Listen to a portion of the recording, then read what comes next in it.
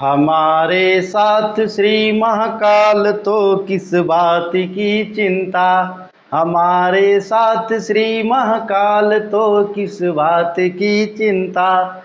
शरण में रख दिया जब मात तो किस बात की चिंता। हमारे साथ श्री महाकाल तो किस बात की चिंता। हमारे साथ श्री महाकाल तो किस बात की चिंता। शरण में रख दिया जब मात तो किस बात की चिंता। नमस्कार दोस्तों, कैसे हैं आप लोग। मैं विवेकानंद मिश्रा, जनपद देवरिया, उत्तर प्रदेश से आप सभी लोगों का बहुत बहुत स्वागत करता हूं, वंदन करता हूं, अभिनंदन करता हूं। इस समय जो भी प्यारे प्यारे बच्चे इस वीडियो को देख रहे हैं या जुड़े हैं, उन सभी प्यारे प्यारे बच्चों को 2024 की बोर्ड परीक्षा की बहुत बहुत शुभकामनाएं और बधाइयाँ। आप अपने पढ़ाई में लगे रहिए। मैं आपके साथ हिंदी विषय लेकर के बिल्कुल तन मन से लगा हुआ हूं और आप बिल्कुल जो है कि लगे रहिए। आइए आज हम लोग पढ़ेंगे प्रगति के मानदंड, पंडित दीनदयाल उपाध्याय के द्वारा लिखा हुआ प्रगति के मानदंड, कक्षा 12। यह पाठ 5 है, कक्षा 12 के बच्चों के लिए पाठ 5 है और पाठ का नाम है प्रगति के मानदंड। इसके लेखक हैं हमारे पंडित दीनदयाल उपाध्याय जी।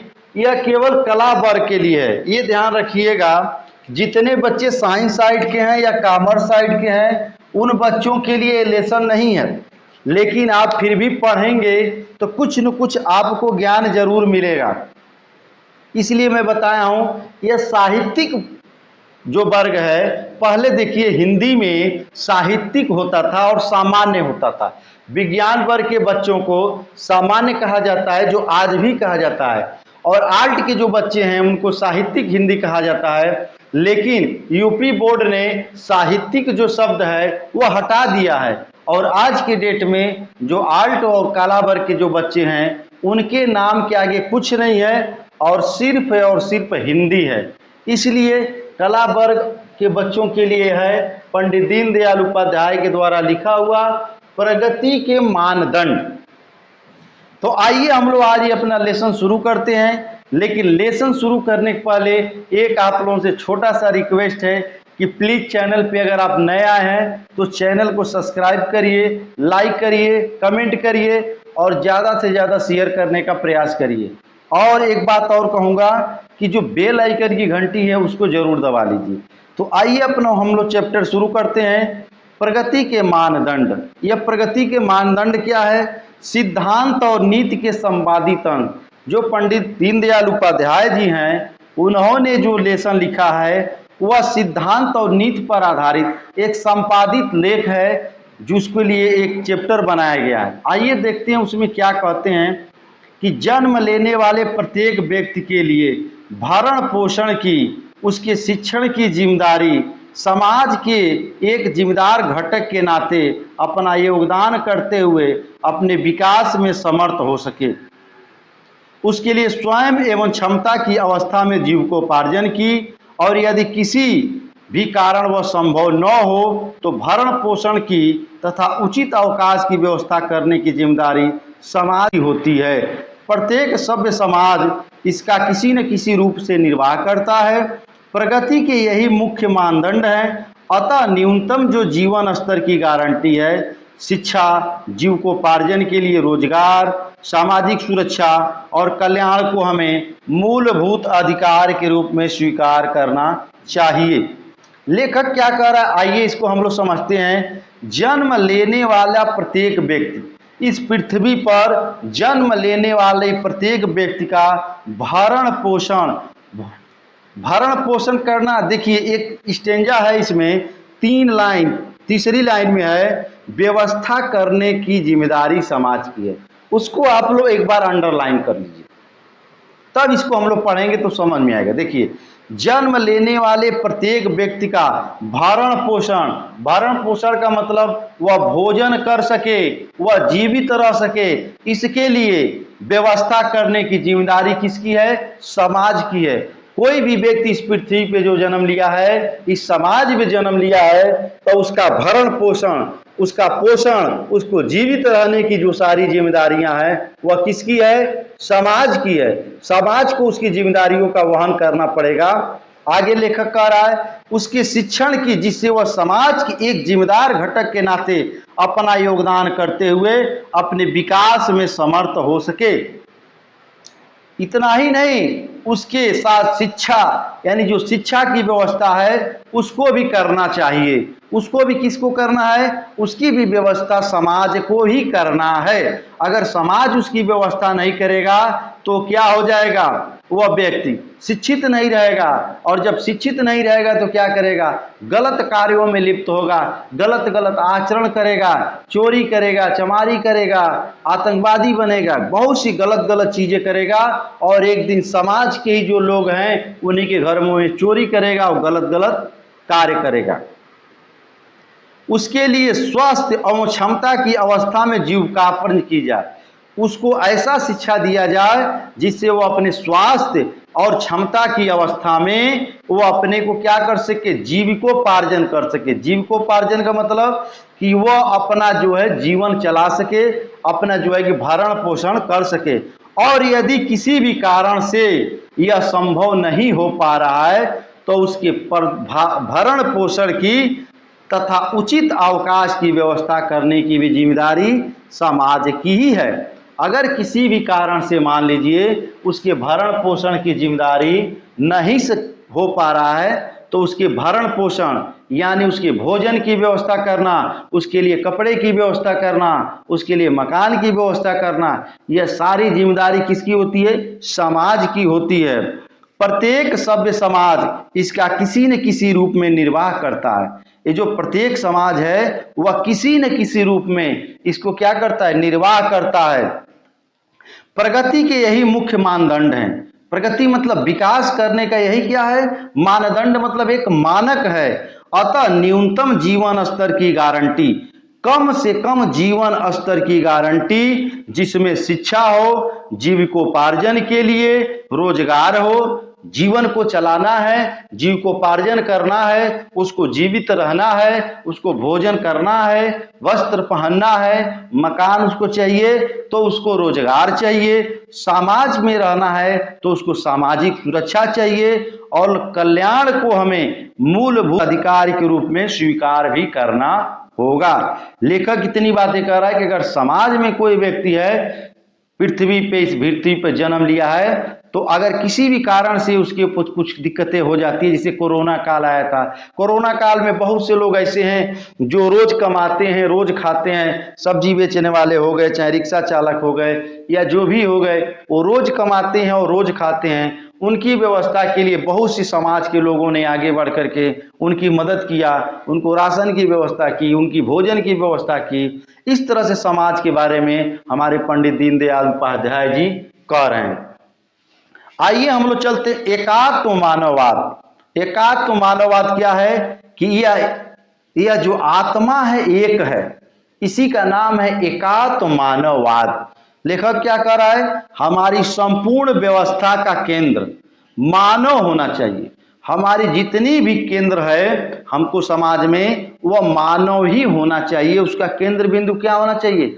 मानव ही होना चाहिए। यत पिंडे तद ब्रह्मांडे के न्याय के अनुसार समष्टि का जीवन यापन प्रतिनिधि एवं उसका उपकरण है। लेखक क्या कह रहा है?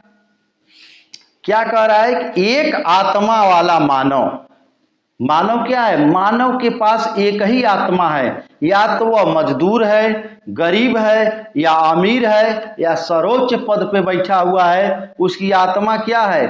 एक ही है। वही मनुष्य है। मनुष्य कौन है? मनुष्य वही है जो मनुष्य के लिए जिए। मनुष्य वही है जो मनुष्य के लिए जिए, नहीं तो जानवर से बदतर है।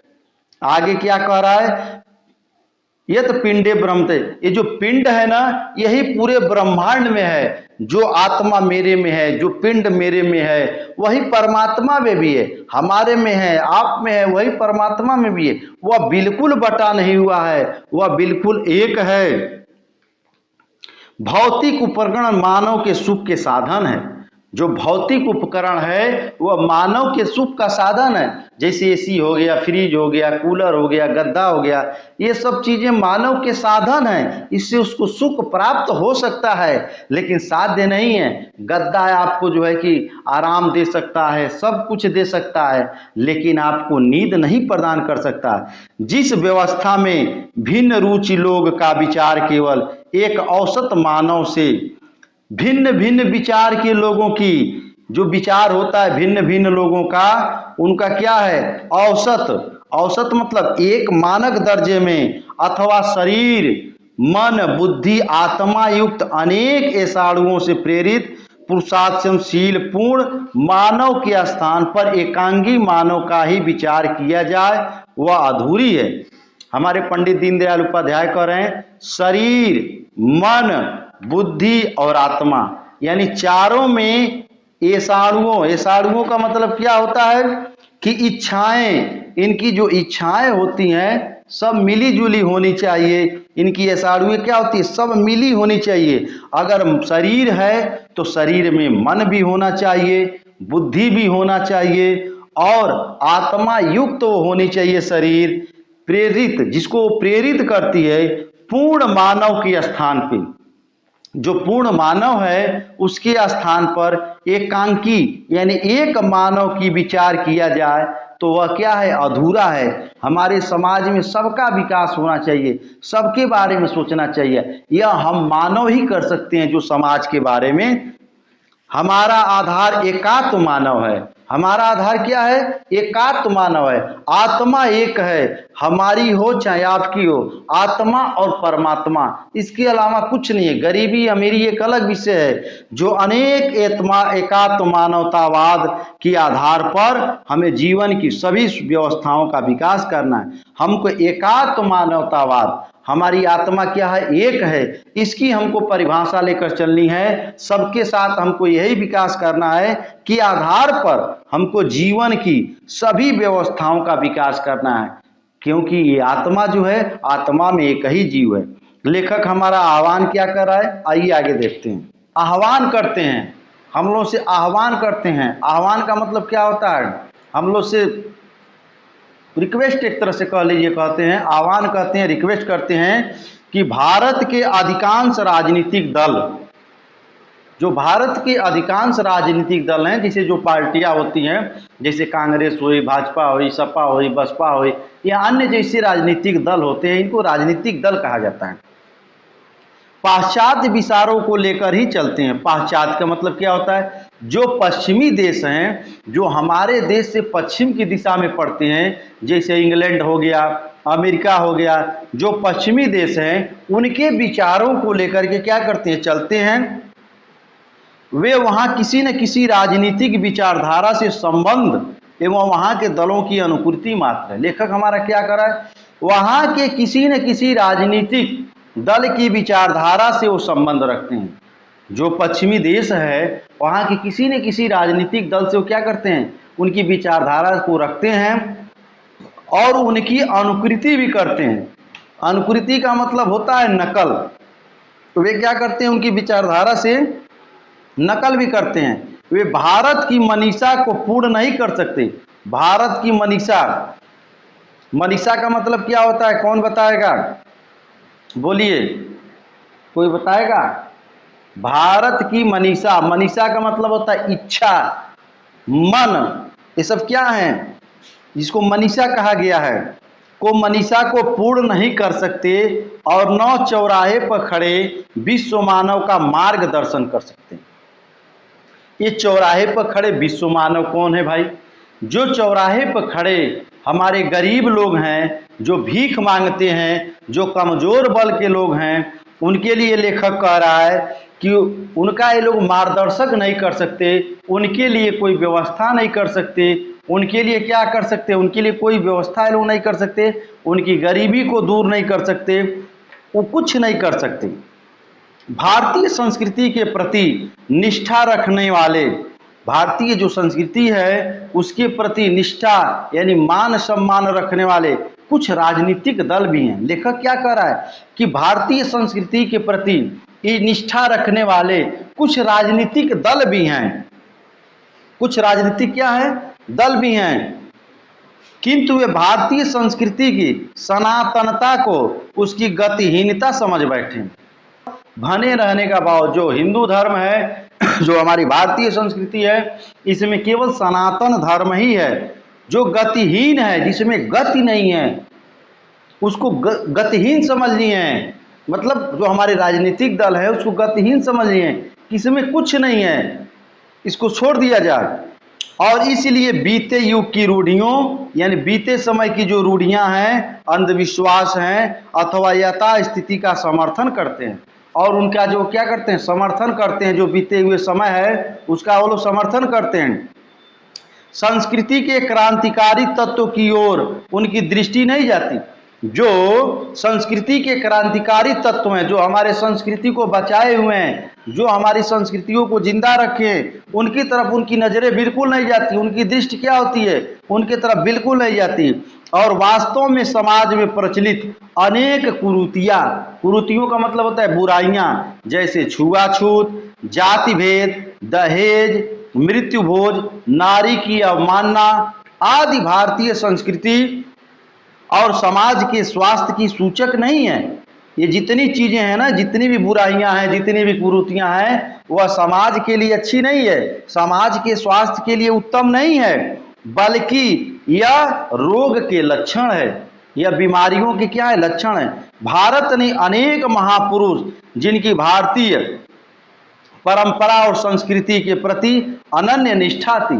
क्या लेखक कह रहा है, भारत के जो अनेक महापुरुष हुए उनको भारतीय परंपरा में क्या थी, बहुत ज्यादा निष्ठा थी।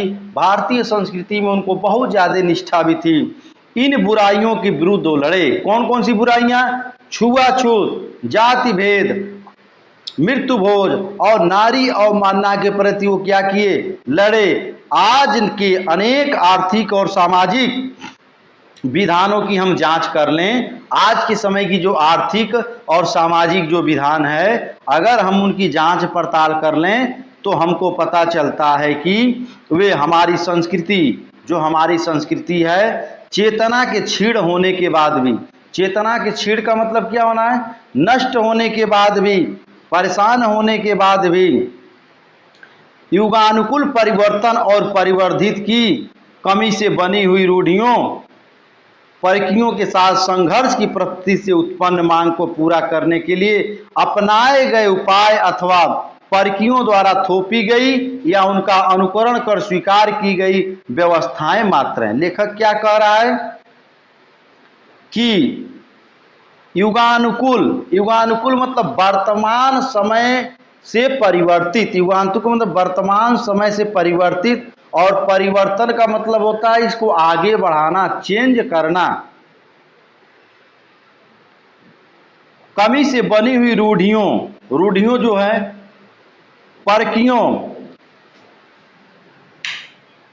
परखियों का क्या मतलब होता है, विदेशी जो आक्रांता है हमारे देश में, जितने भी विदेशी आक्रांता है उनको परखियों कहा जाता है। मुगल आए, अंग्रेज आए, के साथ हमारा क्या हुआ, संघर्ष हुआ, उनके साथ हमारी लड़ाइयां हुई, और परिस्थिति से उत्पन्न मांग, जो उस समय परिस्थिति उत्पन्न हुई, उससे जो मांग हुई को पूरा करने के लिए अपनाए गए उपाय।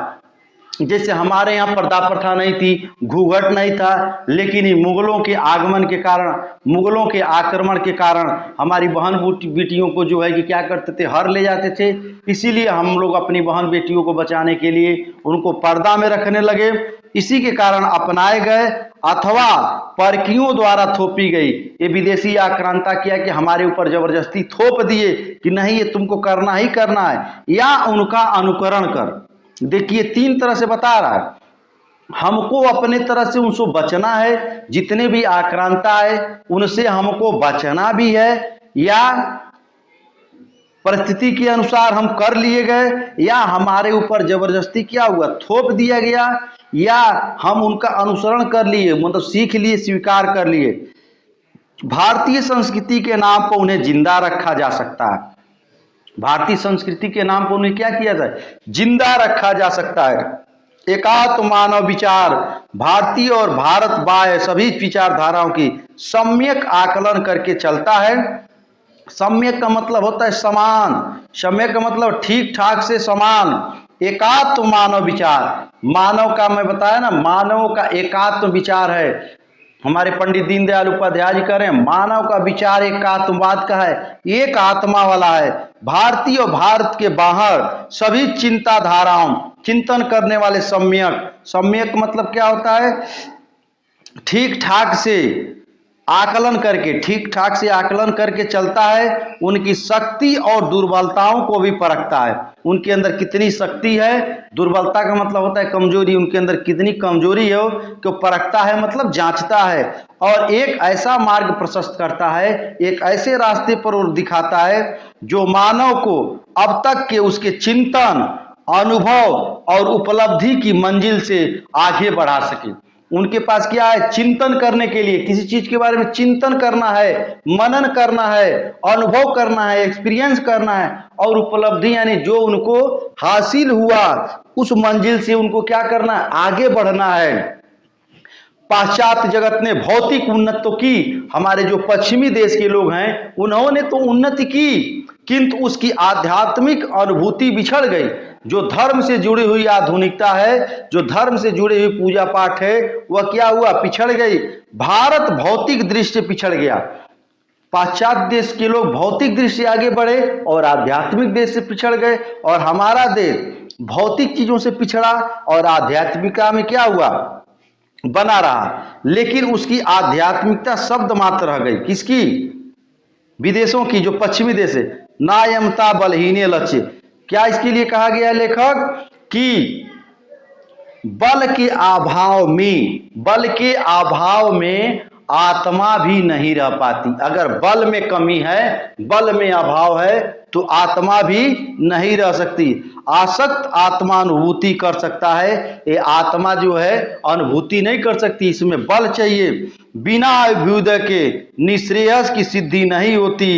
अतः आवश्यक है कि बाल मुपास के आदेश के अनुसार हम बल वर्धन करें, शक्ति को क्या करें, इकट्ठा करें, अभ्युदय के लिए प्रयत्नशील हो, अपने विकास के लिए हमेशा प्रयास करते रहें, प्रयत्नशील हो, जिससे अपने रोगों को दूर कर, अपने बीमारियों को दूर कर स्वास्थ्य लाभ कर सकें, तथा विश्व के लिए भार न बन करके, पूरे विश्व के कंधे का भार न बन करके उसकी प्रगति में साधक बने, यानी सहायता करें और सहयोग करें। यह है हमारे प्रगति के मानदंड। पंडित दीनदयाल उपाध्याय के द्वारा लिखा हुआ सिद्धांत और नीति के कुछ संपादित अंश। तो आज का ये व्याख्या कैसी लगी, वीडियो जरूर आप लोग कमेंट में बताइएगा। और आज का जो है पंडित दीनदयाल उपाध्याय के द्वारा लिखा हुआ प्रगति के मापदंड केवल कला वर्ग के बच्चों के लिए है, जो आर्ट साइड के बच्चे पढ़ते हैं सिर्फ उन्हीं के लिए है, यानी साहित्यिक हिंदी वाले बच्चों के लिए है। तो मैं चलता हूं अगले पाठ की तैयारी करने। अगला पाठ कौन सा हम लोग का होगा मैं आपको बता देता हूं। प्रोफेसर जी सुंदर रेड्डी, जो 6वां लेसन है, भाषा और आधुनिकता। यह जो लेसन है साइंस और आर्ट दोनों बच्चों के लिए है, भाषा और आधुनिकता, प्रोफेसर जी सुंदर रेड्डी के द्वारा लिखा हुआ। तब तक आप लोग अपनी तैयारी करिए, मस्त रहिए। जय हिंद।